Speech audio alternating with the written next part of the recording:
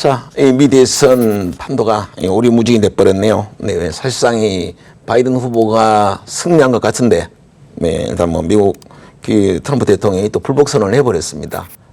뭐 연방 대법원까지 끌고 가겠다라고 했으니까 앞으로 글쎄요, 어마어마한 이 폭동들이 일어날 가능성도 있지 않나 생각합니다. 어쨌든 나라가 이 진영 논리에 두 쪽이 나눠지는 거 보니까 우리나라 대한민국 수준보다 오히려 못한 나라가 아닌가 뭐 이런 생각도 들고 대통령들이 어찌 저러나 싶은 생각도 들고 그래서 참 우리 대한민국이 좋다.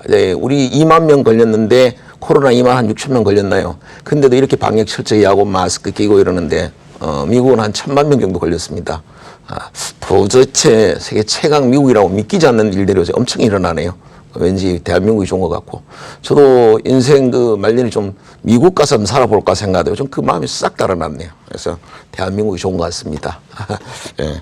자, 어쨌든 네, 이제부터 이제 좀 다음 주부터는 이제 리스크가 상당히 이제 커질 수가 있겠죠. 한번 화면 한번 봐보시면은 참 이 언론도 참 문제예요. 트럼프가 유리한 상황이어서 또 올라가다가 이제는 또 바이든이 유리한 상황이고 시장에서 가장 악재라고 봤던 바이든이 백악관에 들어가고 상원을 공화당이 차지하는 상황이 최고의 악재다라고 했는데 그 상황이 되고 있는데도 불구하고 주가는 올라가고 있습니다. 그러니까 코에 걸면 코걸이고 귀에 걸면 귀걸이고 그런 것 같습니다. 어쨌든 그런 상황, 최악의 상황에서 우리가 제일 우려했던 것 트럼프 대통령이 혹시나 지면 네, 불복 선언하고 소송전으로 갈 가능성.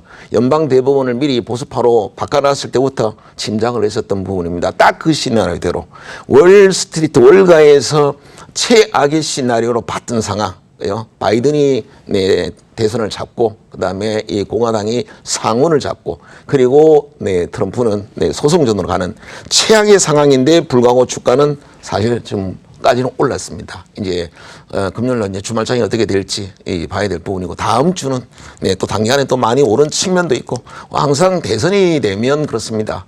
자기 대통령에 대한 기대감으로 늘 올랐던 것이었고요.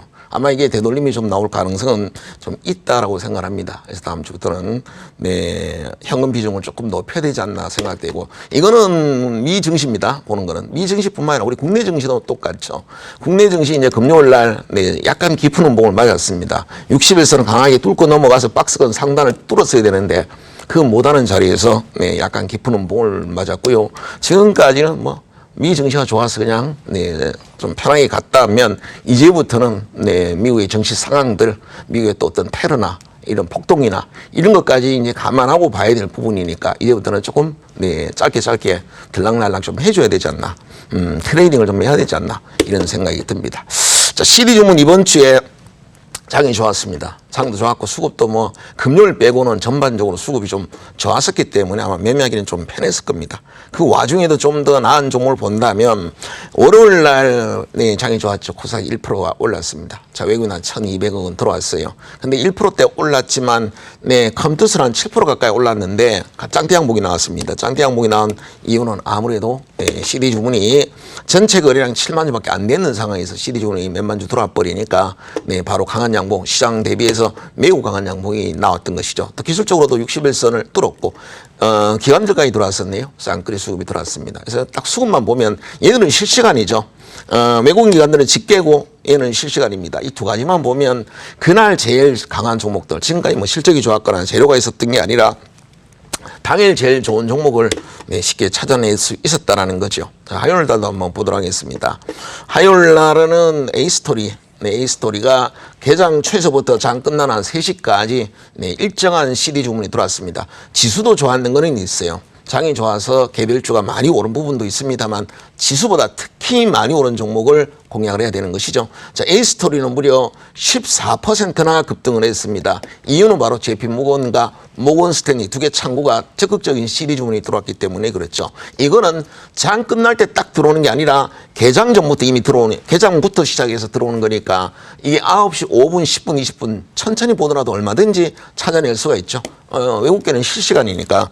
그래서 실시간을 봤다면 많은 종목들 변동성이 여기 장이 좋으니까 변동성 없이 무겁게 가는 것보다는 변동성 있는 종목을 들어가서 어떤 절대 수익률을 추구하는 게 좋죠. 그렇게 보면 A스토리만한 종목은 이날은 없었던 거죠. 가장 화요일 날 지수 대비 압도적으로 좋았던 종목을 들여다봤더니 역시나 CD 주문이 들어왔더라는 거지요.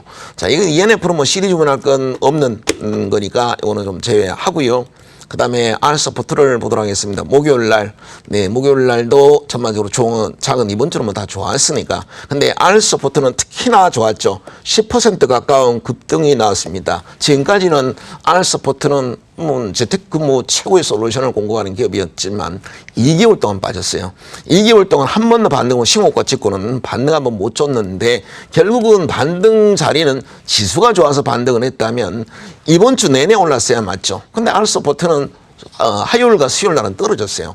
목요일만 10% 급등했습니다. 이유는요. 그때만 수급이 외국계 수급이 들어왔었고 JP모건이 무려 20만 주가 들어왔습니다. 그러니까 이 종목에 대해서 이제 재택근무 때문에 활성화되면 당연히 리모트 미팅을 공급하는 R서포트가 좋을 거다. 그러면 왜 2개월 동안 떨어졌고 이번 주도 장이 그래 좋은데 왜 못 올랐을까요? 수급이 안 좋았던 거죠.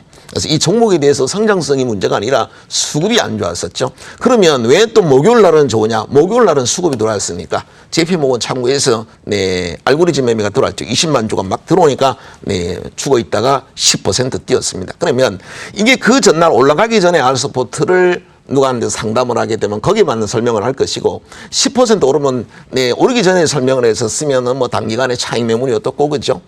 실적 대비해서 오버슈팅이 어땠고 그리고 이날 또 오른 날을 하면 이건 앞으로 성장성이 뛰어나고 똑같은 종목을 놓고 사실 또 이것도 코익이면 코걸이 기익이면 기걸이죠. 그날 해석이 달랐을 겁니다. 아마 여러분 뭐 전문가들한테 상담해 보면 똑같은 얘기겠죠. 누구 하나 이날 왜 이래 10% 올랐나?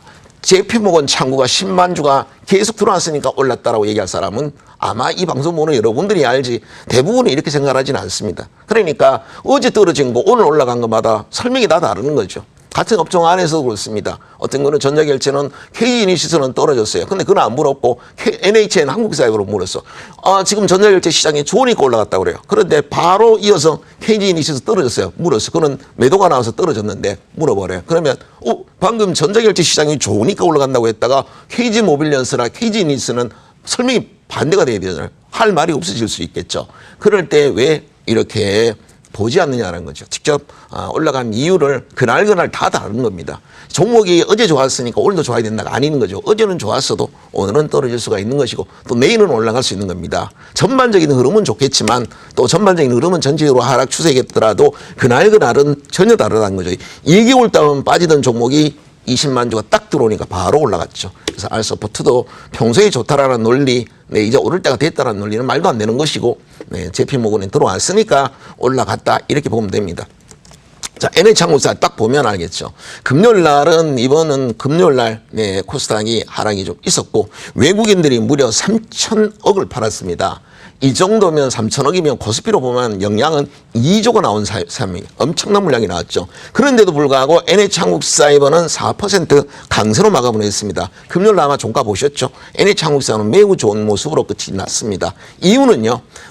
대부분 압도적인 매도 우위면 사실 매수 들어온 종목이 거의 없죠. 그런데도 불구하고 이 NH한국사이버는 보다시피 JP모건이 11만 주가 들어왔습니다. 모건도 2만 주가 들어왔어요. 그러니까 시장계 역행해서 올라갔던 것도 전체적인 수급은 매도했습니다만 이 종목은 매수가 들어왔기 때문에 이래 올랐다라고 보시면 됩니다. 그래서 매일 이번 보시면 금요일 날 그 장이 안 좋았었는데 사실 뭐 일주일 내내 좋다가 금요일 날 주말장은 안 좋았습니다만 여기 보시면은 이 종목들 CD 주문 검색기에 잡힌 A스토리, LNK, 티웨이, 하츠, 보혜양주, 판타지오, NH한국사하고 보셨죠? 부국청항, 대성파인테 이 종목들은 최고가로 끝이 났습니다. 종가 최고가로요. 종목들은 전반적으로 깊은 음봉을 지수보다 훨씬 깊은 음봉으로 대부분 끝났는데 이 종목들만 CD 주문 검색기에 잡힌 종목들만 왜 최고가로 끝났겠습니까? 근데 이게 장 끝날 때 쭉 올라서 끝나는 게 아니잖아요. 야금야금 계속 올라가는 겁니다. 그러면 시간적 여유가 들어갈 수 있는 시간적 여유가 얼마든지 있고요.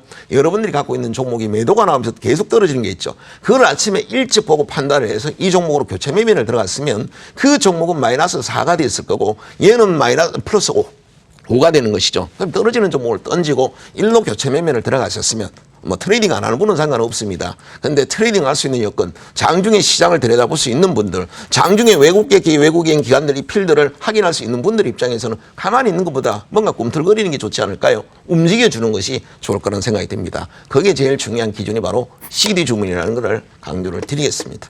네, 이상입니다.